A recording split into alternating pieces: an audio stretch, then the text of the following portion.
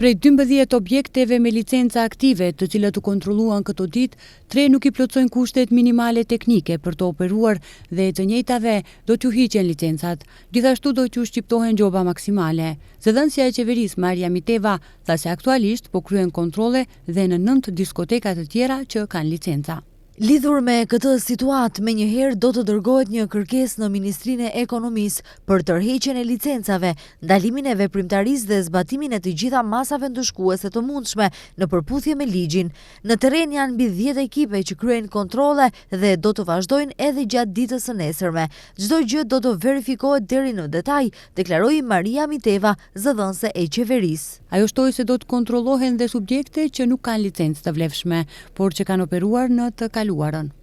Është hartuar një plan edhe për verifikimin e atyre që nuk kanë licencë të vlefshme, por kanë operuar në të kaluarën.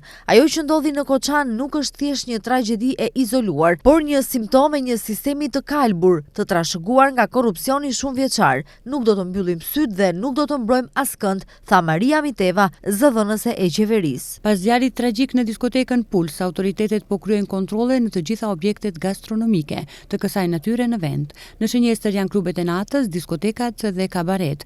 Në ditët e fundit janë kryer kontrolle në mbi 50 objekte, ndërsa shumë prej tyre nuk plotësojnë kushtet. Sipas listës së publikuar nga Ministria e Ekonomisë, në të gjithë shtetin, vetëm 22 objekte për momentin posedojnë licenca të vlefshme.